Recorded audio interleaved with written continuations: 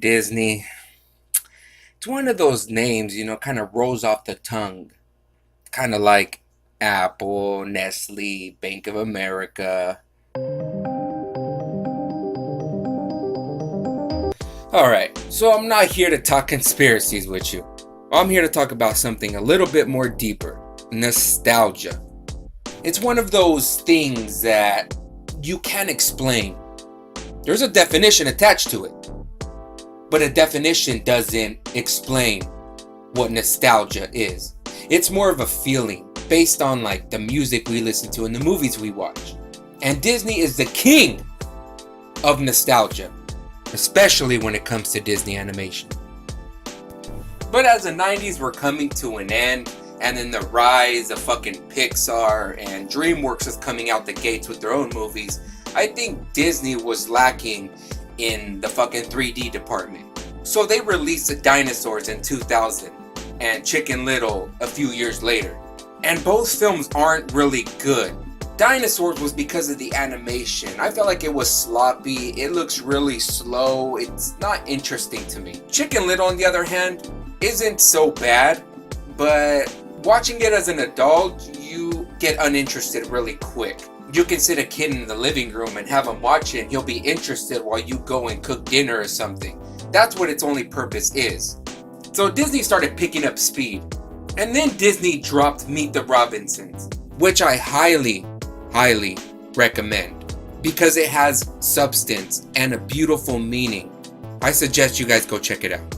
And afterwards, Bolt came out, then Tangled, Wreck-It Ralph, Frozen, Big Hero 6, Zootopia, and Moana.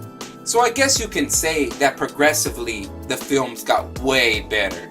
And that's where my critique of Moana starts. Because I feel with Zootopia, that bar was set really high.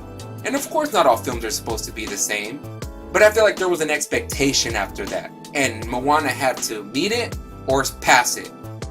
And I feel it fell short of that bar. And I know people are going to be on the fence about it being better than those other films previously, but I would disagree. But I mean, that's what life is about, right? We're not all going to be the fucking same. We're not all surrogates.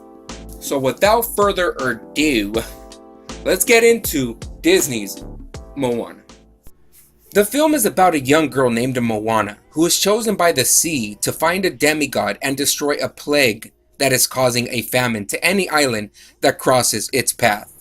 Now, if that isn't the best fucking description of the movie itself, please submit your own. So the film begins with Maui stealing a small green stone called the Heart of Te Fiti, which causes the island to break out into fucking chaos, destroying everything. After nearly escaping the wrath of nature, a huge fucking beast called Taka comes out of the shadows and also wants a stone.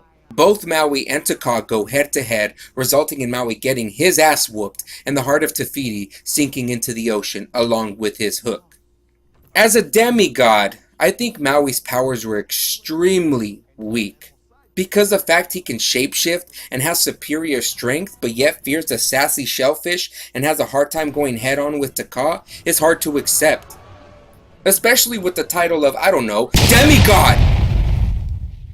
Hercules was a demigod and showed great strength along his journey. Sure, in the beginning he lacked motivation, but through challenges was able to find that power and execute it properly.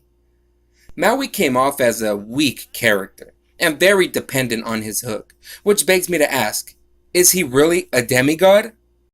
Also, I felt like he was in his feelings most of the time. For example, he showed signs of narcissism in the beginning, and suddenly he was bothered by Moana's efforts and questions, which led him into being a selfish prick for the most part. Which we later find out, his attitude was a result of selflessness and felt betrayed by his people after feeling he stole the Heart of Te Fiti to fulfill their wishes. So there is an answer for why he did what he did, and after doing so felt bitter about all mortals. He wasn't afraid of the stone because he didn't want to attract enemies. He feared what it represented, his failure, and the betrayal. That's why in the end he doesn't return to the island, because he still feels resentful towards the mortals who cursed him. Moana is introduced to us in the film as a baby, who is in love with the tales and legends of her ancestors told by her grandma, Who, I might add, is a fucking harbinger of nightmares, nearly scaring these kids to death. Baby Moana is then chosen by the sea as the one to rescue the islands. Now I'm gonna digress for a second and note that Taka is Te Fiti, and in the events of Maui stealing Te Fiti's heart, he stole her purity and innocence with it. So through the ocean, Te Fiti was searching for a strong, free-willed, innocent, truthful being as Mother Nature herself. While Taka representing a broken heart, confusion, and rage, she is lost in the moment and relives the event over and over, making an enemy of everyone and everything, hence the plague being her screams and sorrows crying out for help. So back to Moana. As she grows up, she becomes more curious about everything and wonders what's past the lagoon and questions whether they're the only beings in the world. Her song, How Far I'll Go, is very telling because in one verse she says, and I quote, "I know everybody on this island seems to be happy. On this island, everything is by design. I know everybody on this island has a role, so maybe I can roll with mine. I can lead with pride, I can make us strong. I'll be satisfied if I play along. But the voice inside me sings a different song. What is wrong with me?" Her doubting their way of life and everybody dancing to the same drum beat, in other words, no one else looks to open their mind and ask why. Moana's own father, who is king of the island, runs a tight ship. Men hunt, women gather, simple. But his ancestors were free spirits and he hates Moana has that same energy, forcing her to become a young ruler so she doesn't search for any answers and is occupied with the burdens of her people. The king blames the ancestors and their beliefs in the greater power, who is Mother Nature, and refuses to let the next generation believe in such nonsense. So he hid away all the bodes, scriptures, anything that traces back to free will and nature. Upon her grandma's death, Moana gets the motivation to just take off and finds Maui. He tells his story and Moana feels empathy because she is too risking it all for her people back home. So Maui and Moana become a team. She helps him get his hook and he helps her return the heart. Which still pisses me off because he is a demigod. Why the hook? It should be an enhancement or a power surge, not a fucking dependable tool. But I digress. Later, both of them have a falling out because Maui gets shamed by Taka breaking his weak-ass hook and refuses to continue and leaves Moana alone. At this point, she is over all the bullshit when the spirit of her grandma comes and tells her, and I'm paraphrasing, "Listen, you're a tough girl, but get your shit together." So Moana, being the badass that she is, decides to single-handedly take on Taka, nearly defeating it. If she had the hook or Captain Planet's fucking powers, she would have definitely whooped its ass. I'm just saying. So Maui decides to return and distract Taka while Moana returns the heart, only to find out that Taka is in fact Te Fiti, and the stone needs to be placed on the heart of Taka, which leads to the plague being abolished and Mother Nature being the original meaning of freedom. Now, I explained the role of Taka / Te Fiti, but what I didn't get into were the two other villains in the movie, the Kakamora and Tomatau. Both were there to add a challenge to the hero's journey, but did nothing to the character development of both Moana or Maui. First off, the Kakamora are fucking coconuts with face paintings. But I admit, they're pretty cool. I mean, they travel through the ocean with 2 islands connected together. And yeah, one alone is harmless, like a Funko Pop. But 100? It would be a wrap. The battle in question was But then again, I didn't expect anything crazy. Other than for Maui to fucking release the beast within and destroy these fucking pieces of produce. Secondly, let me introduce you to Tomatau, a sassy little crap who loves diamonds and gold, and for some reason only wanted the heart of Te Fiti as a fucking novelty.